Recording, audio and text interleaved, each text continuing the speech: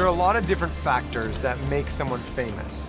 For example, how many people know their name, or the people they hang out with, or the things that they've done. Yeah, or you could look at things like how many Instagram followers someone has. Like, for example, I've got quite a few more followers than Ben does. Okay.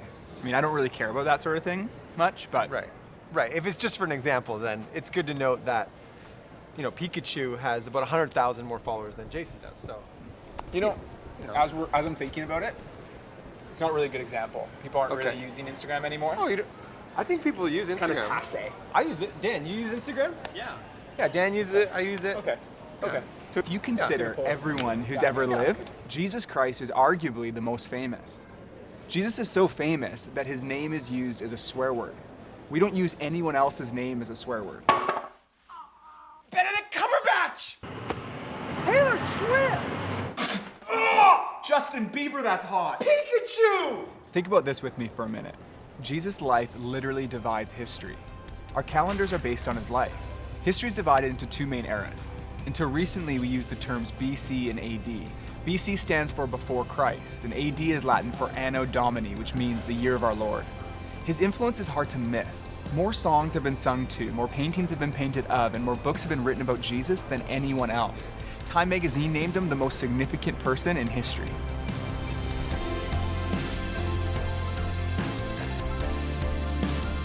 A poet, Harry Styles' wife. I think musician. That'd be fun. Going on tour with Harry Styles. No. No.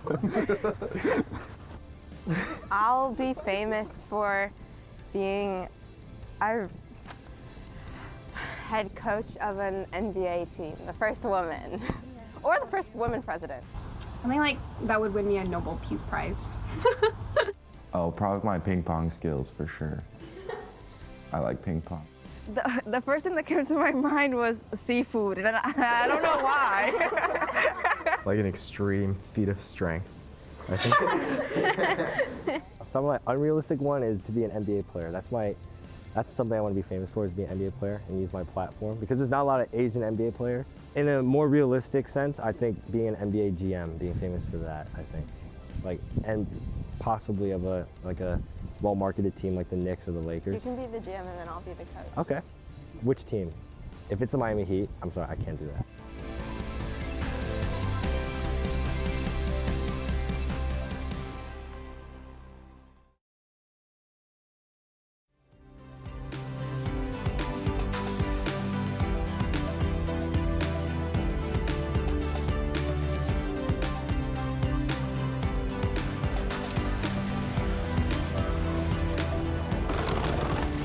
Up, we are on our way to Israel right now. It's so exciting. I heard they have really good food in Israel. Oh yeah, and it's also the place that Jesus lived. That's the main reason why we're going. That's why we're going. Hey, if we can get some good food, that's pretty exciting too. Awesome. Now you may be wondering, why are we talking so much about Jesus? Well, first, the life, death, and resurrection of Jesus is the centerpiece of the Christian faith. And Jesus' resurrection not only suggests that God exists, but that God should be seen and understood through the lens of Jesus. So who is Jesus? And what historical evidence is there for his life, death, and resurrection?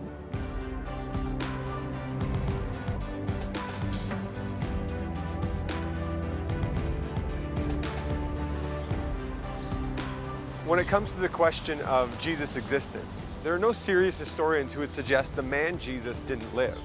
There are more mentions of Jesus in ancient literature than Tiberius Caesar, who ruled the Roman Empire at the time. And one first-century historian named Josephus, who wasn't a Christian himself, described Jesus as a wise man, a teacher, and a doer of wonderful works. Jesus is also mentioned by other ancient historians like Tacitus and Suetonius.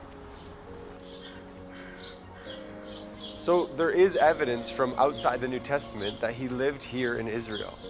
But most of the evidence for the things Jesus said and did comes from eyewitness reports recorded in the New Testament.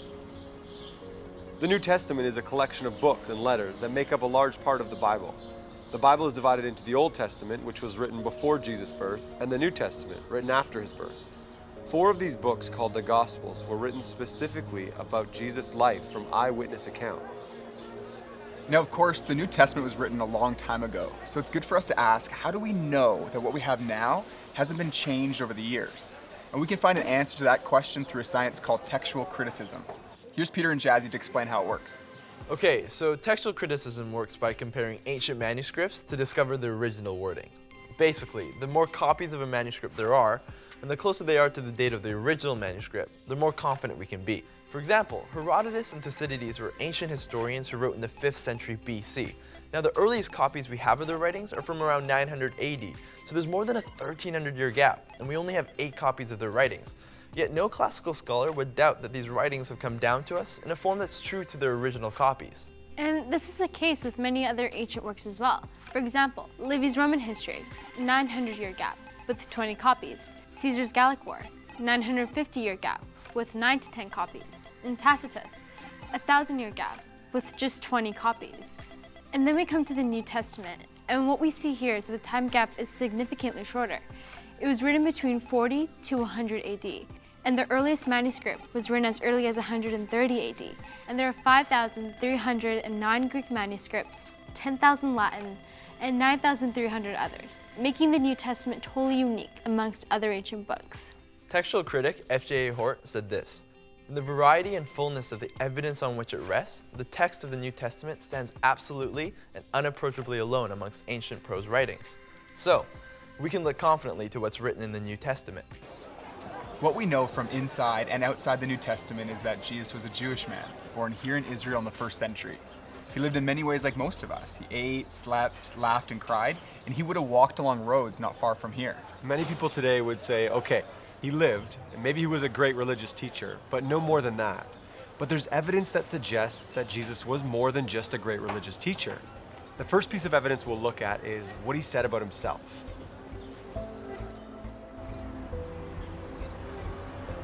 Okay, so what did Jesus say about himself? Because when other religious leaders might say, here's what's true, Jesus says, I am the truth. And when others might say, here's how you find full life, Jesus says, I am the life. Jesus said, I am the bread of life, as if to say, I'm the one who can fulfill that spiritual hunger in your heart. All of us carry around things like guilt or worry, fear and anxiety. Jesus said, come to me, all you who are weary and burdened, and I will give you rest. Jesus said, if you receive me, you receive God. If you welcome me, you welcome God. And if you've seen me, you've seen God.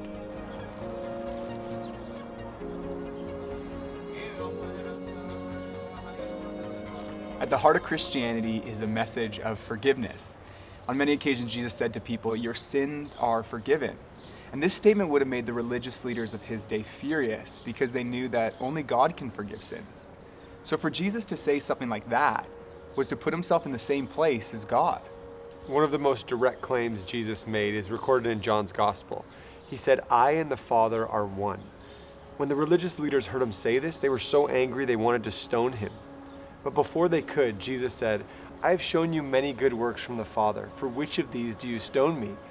We are not stoning you for any good works, they replied, but for blasphemy, because you, a mere man, claim to be God. Those who were around him, who heard him and opposed him, said, you're claiming to be God. Makes me think of what Bono said when he was asked about Jesus. Hold on, dude. I don't think that everyone's heard of Bono. Bono? Yeah, he's the lead singer of U2. People have heard of him. I'm just meaning younger people, like maybe older guys like you and Timmy over here. But younger people, like Dan, have you heard of Bono? Yeah. Yeah, see? That's the guy that Ben always talks about, right? There it is. He doesn't know. Bono was asked in an interview about his faith in Jesus. The reporter said, Christ has his rank among the world's great thinkers or good religious teachers, but Son of God, isn't that a little far-fetched? Bono replied, I don't think you're let off easily by saying he was a great thinker or philosopher, because actually he went around saying he was the Messiah. That's why he was crucified. He was crucified because he said he was the Son of God. So he either, in my view, was the Son of God or he was nuts. And I find it hard to accept that all the millions and millions of lives, half the earth for nearly 2,000 years, have felt their lives touched and inspired by some nutter. I don't believe it.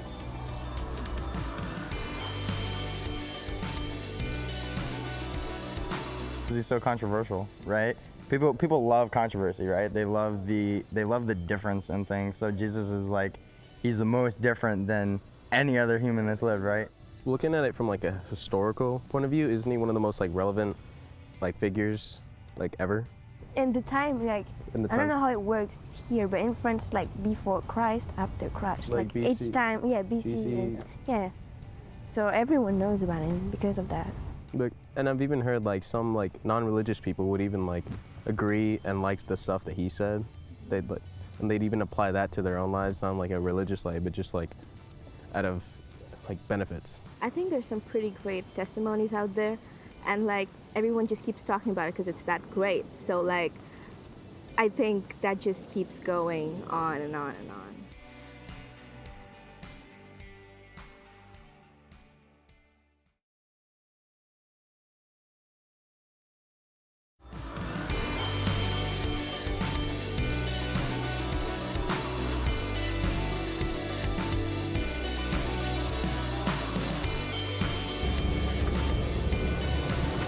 Hey, what's up guys? We're back on the move on a rocky bus and we are just pulling into Nazareth. It's changed a lot, but this is the place that Jesus grew up, so it's pretty cool. We should get some food. Oh yeah, well, we're definitely gonna get some food. Guys, we're gonna get food. It's been a long bus ride. Here's the update. We found a spot to eat food and to film our next shots. So we got the crew behind me there. Perfect. And some food behind me. Falafel. Ben's I love happy. falafel. It's gonna be great. I think when you look at everything Jesus said about himself, it's clear that he did make that claim, that he was a person whose identity was God. Yeah, and that's a massive claim, and it needs to be tested. So let's look at what evidence there is to back it up. One of the first things you'll notice when reading about Jesus is that he lived a miraculous life. He turned water into wine at a wedding. He multiplied food to feed thousands, and he healed those who were sick.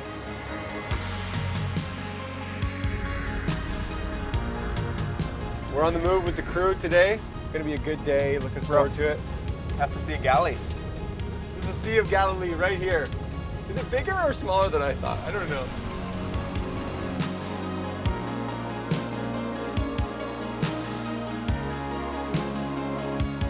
Thousands of people gathered on this mountain to hear Jesus give one of his most famous teachings, the Sermon on the Mount. In this message, he said, "Do to others as you'd have them do to you. Love your neighbor as yourself, and love your enemies." Jesus' teaching has been the foundation for entire cultures and civilizations in the West. Many of the laws we have today were originally based on things he taught. After 2,000 years, it still hasn't been improved on. One of my favorite moments in Jesus' life is recorded in the New Testament by Jesus' friend Matthew. A man who suffered from leprosy ran up to Jesus asking to be healed. Now, leprosy is a brutal disease. It destroys nerve endings and often led to disfigurement and the loss of limbs. People with leprosy were often treated as outcasts because others were afraid to go near them. This man was so desperate that he knelt on the ground begging Jesus to heal him. And Jesus reached out his hand and touched the man, which is something no one else would do.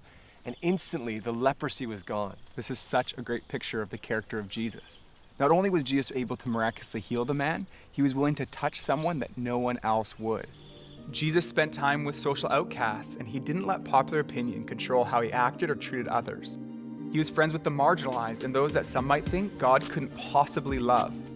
Time magazine named him the most persistent symbol of purity, selflessness, and love in the history of Western humanity. Okay, so while our primary source of information about Jesus is in the New Testament, we also see references to Jesus in the Old Testament, and that's the next piece of evidence we're going to take a look at. Jesus' fulfillment of Old Testament prophecies, specific things about Jesus' life predicted in advance. There's been no one else in history that has ever had a whole collection of books written about them before they were born. Jesus fulfilled over 300 Old Testament prophecies, things like where he would grow up or the family he would be born into. And at one point, he fulfilled 29 of them in a single day. Now, after hearing something like that, you might be thinking to yourself, well, maybe Jesus was just a con man who set out to deliberately deceive people. He could have just read about all these prophecies and then set out to do what they said he should do. But there are actually two problems with this theory. The first problem is the sheer number of prophecies he fulfilled. And the second problem is the fact that, humanly speaking, he actually had no control over many of these things. In fact, there were prophecies about the exact way he would die, the place of his burial, and even about the place of his birth. As news spread about Jesus, his message of forgiveness, his love for the outcast, and the powerful miracles he performed, people came from all over to see him. But the religious and political leaders of his day were threatened by his growing popularity, so they plotted to have him arrested and killed. They handed him over to the Roman officials and put him on trial as a rebel against Rome. The Roman governor, Pontius Pilate, interrogated him and said he couldn't find any fault with him. But there was so much pressure from the crowd that he gave in and he handed Jesus over to be executed by crucifixion. They put nails in his hands and in his feet, and they hung him on a cross to die with criminals on his right and his left. He was pronounced dead by Roman executioners. His body was taken down from the cross and put in a tomb in a well-known location just outside of Jerusalem. But what we see in the New Testament is the story of Jesus' life doesn't end there.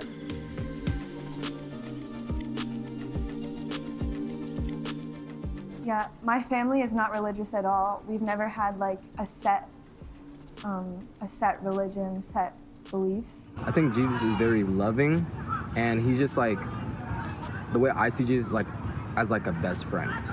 That's who I see Jesus as. I hear a lot that he disappeared and came back, and that's end of sentence. Like no reason, no nothing, just left and came back, and then left again. I feel like who Jesus was when he was on earth, I think he was a chill dude, you know? I've heard a lot of things about Jesus, and mostly that he's the Messiah. To me, personally, he's like a friend, and he's my God. I think Jesus was real because I'm pretty sure that there's been evidence of his existence. And I like to view him as a person who brought goodwill onto the world, regardless of if he had the abilities or the power that's said in the Bible.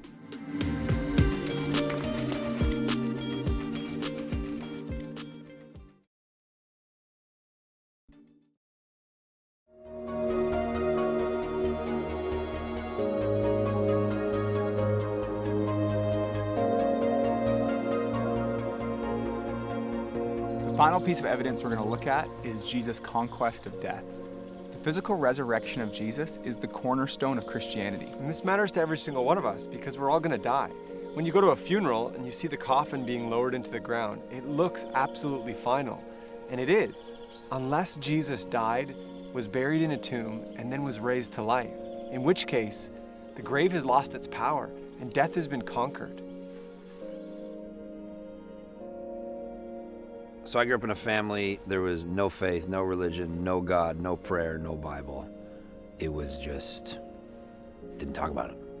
My dad was so atheistic that when my older brother was born a few years before me, his name's Matthew, and he said, we have to spell his name with one T as not to be biblical. I don't want it to be spelled like it's in the Bible. And so literally on his birth certificate, his name is spelled with one T. And then when I was 17, I was in high school, and I met a guy named Chris in woodworking class, and he came up to me and he's like, listen, this guy was, womanizer, drug dealer, whatever, the whole thing. And that's why I hung out with him. And he said, listen, I got my life changed by Jesus. And I'm like, well, what's this about? And so I began kind of exploring as a skeptic, which is what I was. So when Chris started talking to me about Christianity, as someone who grew up in an atheistic home, I wasn't just gonna accept what he was gonna say. So I was like, okay, did this actually happen historically? What's the evidence? Because I'm not a super emotional person. I'm not gonna just buy into something because I get swept up in the emotion of it. So then what that made me do is I gotta go investigate this stuff. So when I was 19 was the first time I actually walked into a church. And I found skeptics there, skeptics who are actually serious about answering the deep questions. It was all these people going, yeah, I have that question too, but here's what I found, this legit thing, and let's compare this and this. I started to open up the old Bible that my grandfather had given me. Because Christianity functioned around this person and not just ideas and philosophies, I had to figure out, did this guy even exist to begin with? I explored, I studied, I looked at it. So I saw in the Gospels he obviously existed, but then began realizing there's people outside of the Bible who have no Christian agenda who were all claiming he existed. And it was in that exploration that I actually came to realize that Christianity is not emotional. It's not true because I want it to be true. It's true because the actual tomb is empty. It was based on a historical event. And that's what I realized was different about it. So I began to realize that this is either the most important thing in the universe or it is the dumbest thing. It can't be half interesting. So after I had studied, looked at the evidence, I came to the conclusion that this wasn't just hopeful thinking, wishful thinking, that it was actually true.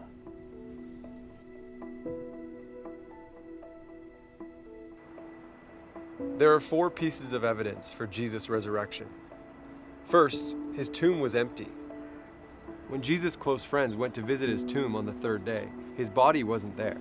People have come up with all kinds of explanations for this, but none of them stand up against thoughtful evaluation.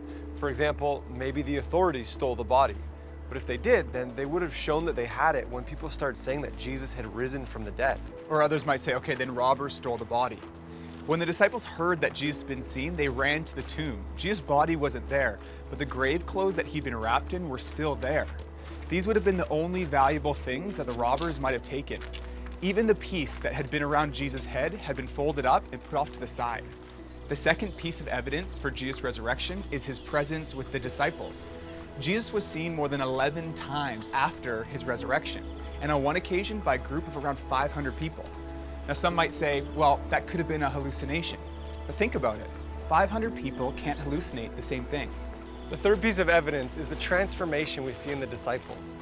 Here's a group of people who were devastated that their leader had been killed, and they were afraid themselves that they would be arrested and killed. And then suddenly, they were transformed. Instead of being discouraged and fearful, they were full of hope and courage. And they were so confident in the message, they went around telling everyone, Jesus is alive. And many of the disciples were later killed or tortured because they wouldn't stop spreading this message. Why would someone be prepared to die for something they knew wasn't true? But the disciples believed it was true. It had transformed their life, and this extraordinary movement has spread all over the world. And that's the fourth piece of evidence. Jesus is still impacting lives today. There are now more than 2.4 billion Christians around the world, representing every ethnic, economic, and social background. The disciples spoke about a risen Jesus, and there are billions of Christians around the world today who also speak of an encounter with the risen Jesus Christ. So how do we respond to all this? It seems clear that Jesus really did claim to be a man whose identity was God.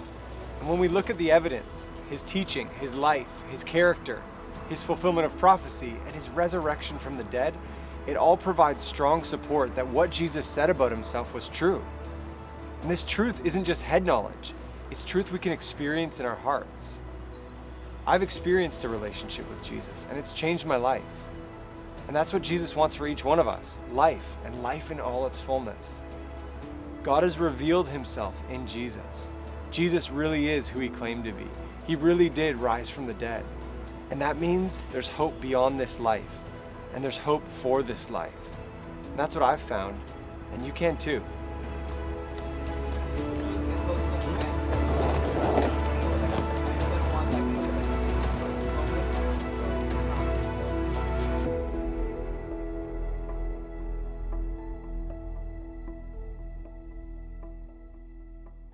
Mark? Benedict Cumberbatch! Taylor Swift! Pikachu! Yeah. It's burning, it's burning, it's burning. I did it again. I didn't make it that time. Mother Teresa, man! Sting! Khloe Kardashian! Samuel L. Jackson! Buzz Lightyear! Oh! Did you just... Sorry, too far? Pikachu!